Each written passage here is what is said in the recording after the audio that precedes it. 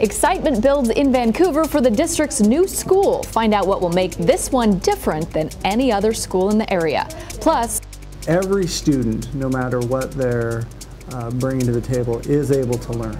Two schools make major improvements, how they turn things around on test sheets and in the hallways. And computers aren't normal equipment for the gym. Find out how PE teachers are using digital tools to help kids improve.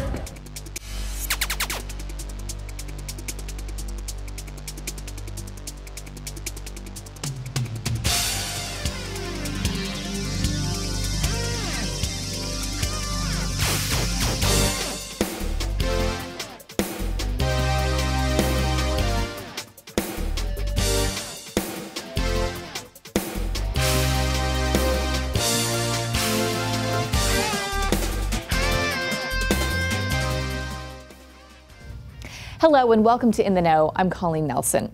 Vancouver Public Schools makes an exciting announcement. It's opening a brand new school. Months in the planning, the new school will be a magnet program focusing on STEM education.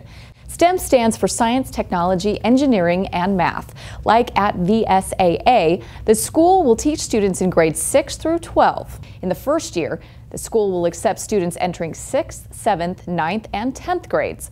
Middle school students will be housed at the Jim Parsley Center, while high schoolers will be on the campus of Washington State University, Vancouver. Although the focus is on STEM, kids will still have classes in other areas such as English, art, and social studies. Parents and students packed the Jim Parsley Center at an open house night for the STEM school. As Chad Young reports, they got a sneak peek at what the school is all about. Vancouver Public Schools was ready for the STEM school open house held at the Jim Parsley Community Center. Administrators know that interest in STEM education is high, and it was a good thing they were prepared. The presentation is about to begin, and as you can see, it's standing room only. In fact, it's so full, there are 2 overflow rooms right next door. Families packed into the gym and overflow rooms to hear presentations from district leaders, including the school's new principal, Christina Eiermonger. The district also provided foreign language literature and audio for parents whose first language isn't English. They learned about the school's approach using project-based work with a focus on science, technology, engineering, and math. Potential students and their parents seemed to like what they heard.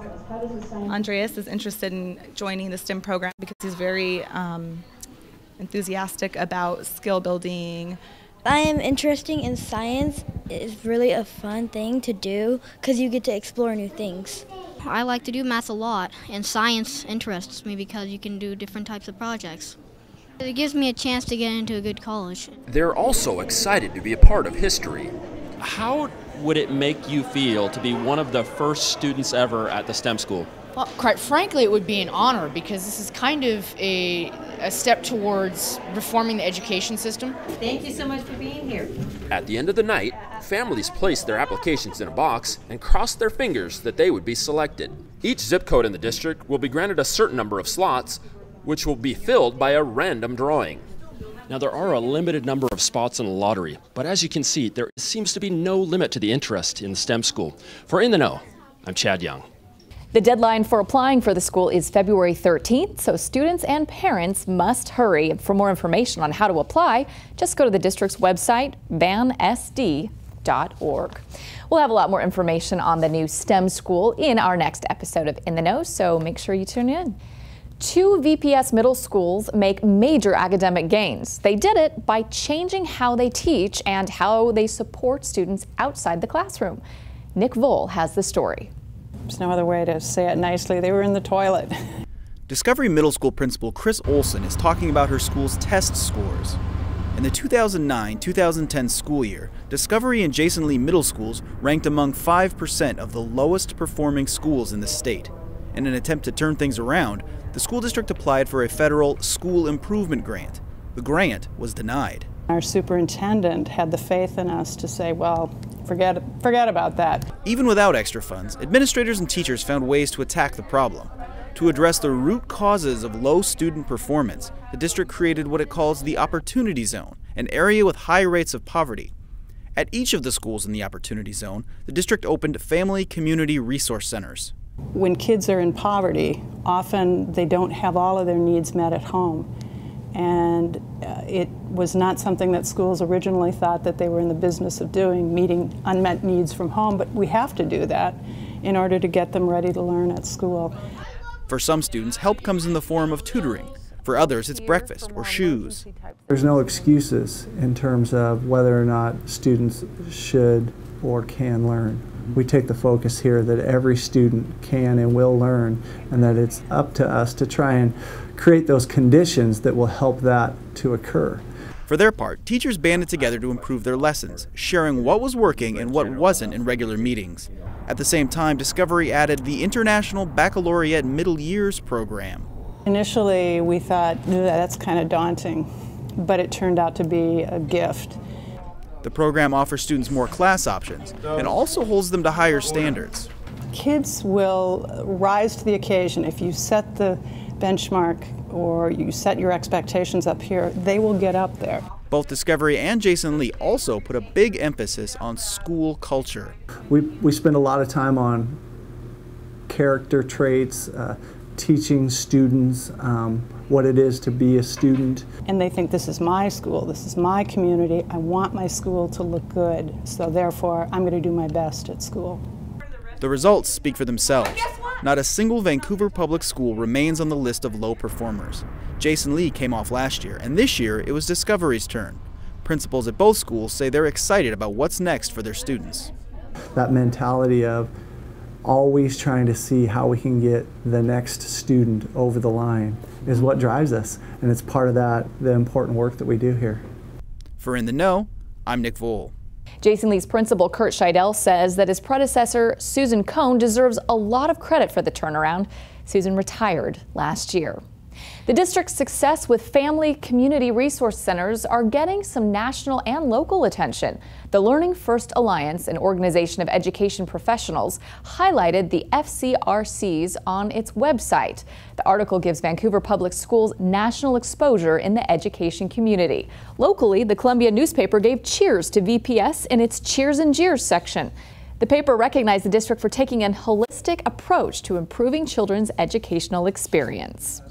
The state of Washington has asked VPS Superintendent Dr. Steve Webb to help other districts get schools off the list of low performers. The Lieutenant Governor has appointed Dr. Webb to a panel of educators who review what's going on in low testing schools. He's one of 5 educators statewide appointed to the panel. Every school was closed on January 16th to observe Martin Luther King Jr. Day. More than just a day off, it was also an opportunity to teach children about the life and legacy of the civil rights pioneer.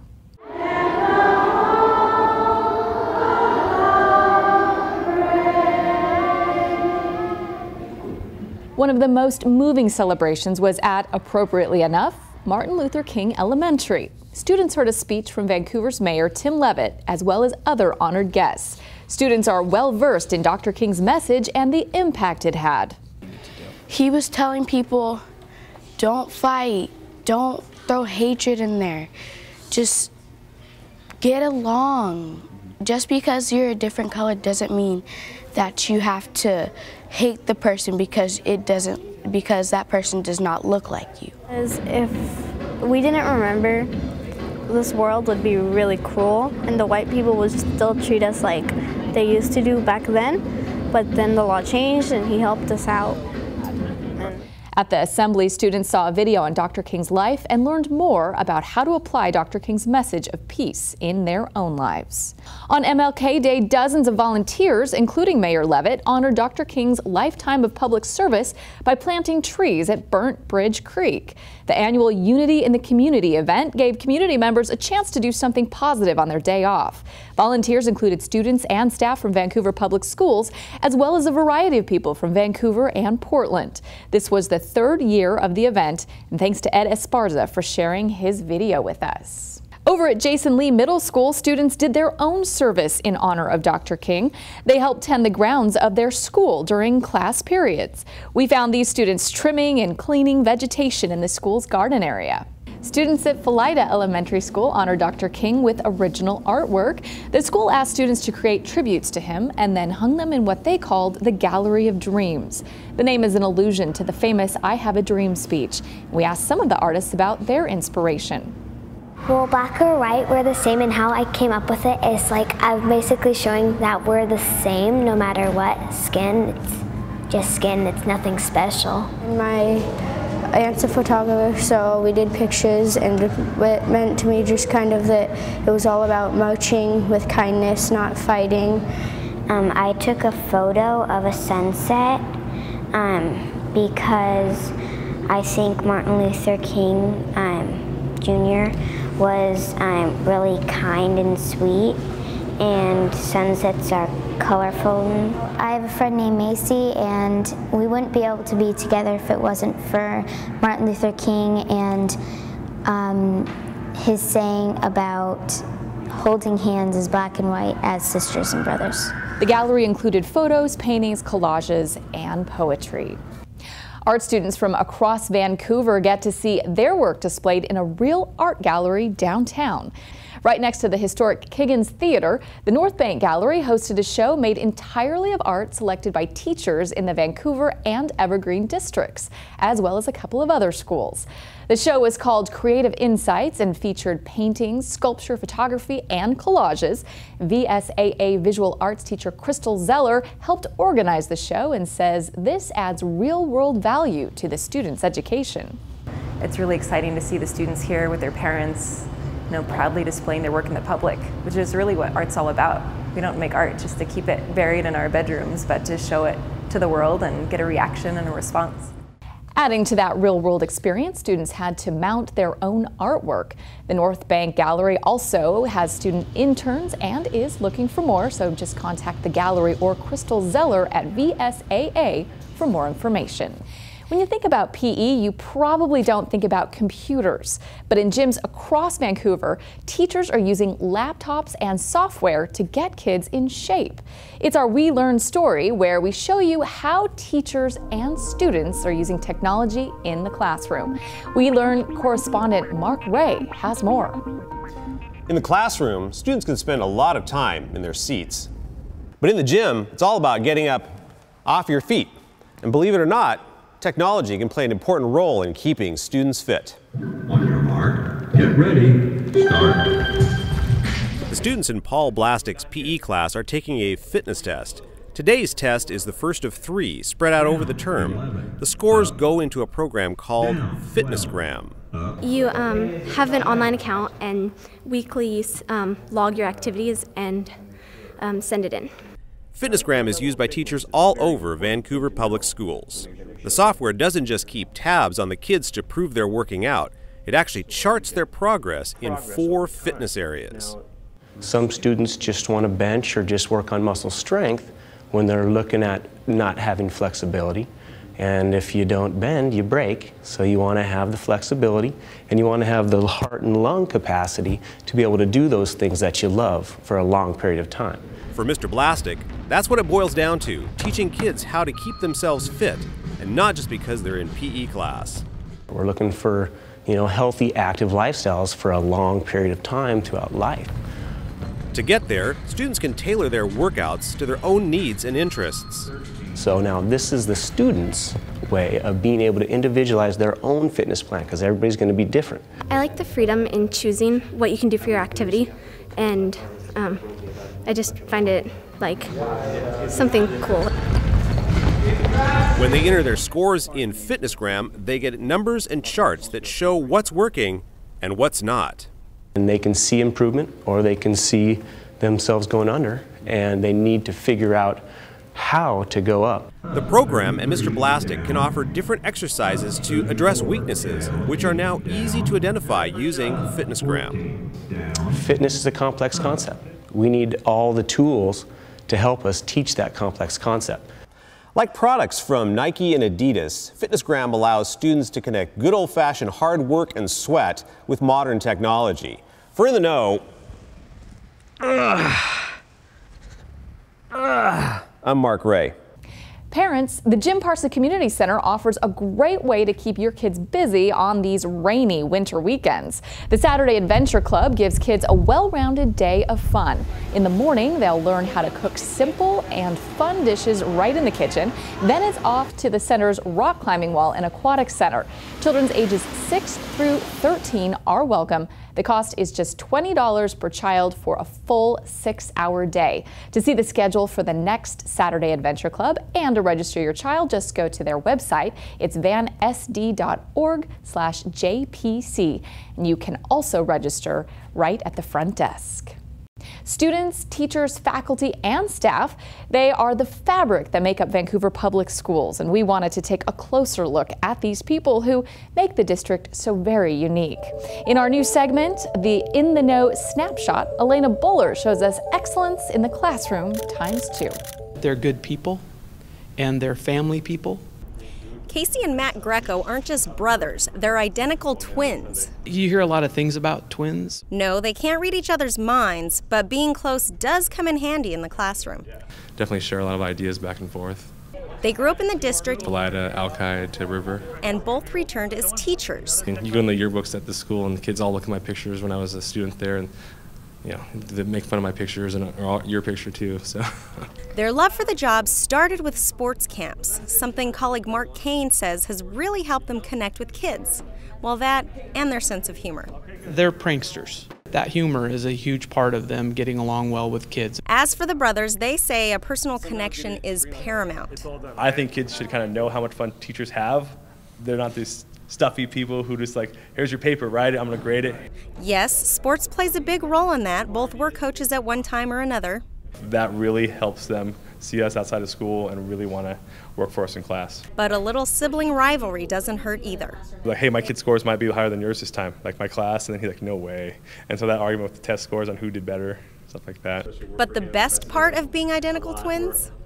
Being able to communicate when no one else can understand what you're saying. But we have this language they think that we have because we were twins. Mostly we get going too fast and we talk too quickly. Now he and I can always understand each other nonstop, but our friends, our relatives, our coworkers sometimes say, Casey, you need to slow down a little bit. What is understandable, why the brothers decided to come back to VPS. There's no place like home.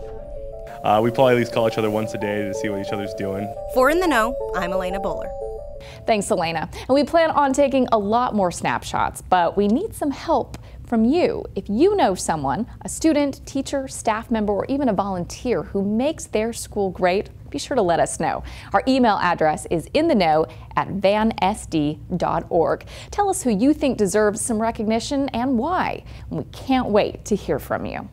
Well, thanks for joining us today, and remember that you can see past episodes of In the Know on our YouTube channel. That's youtube.com/VanSDTV. For In the Know, I'm Coleen Nelson.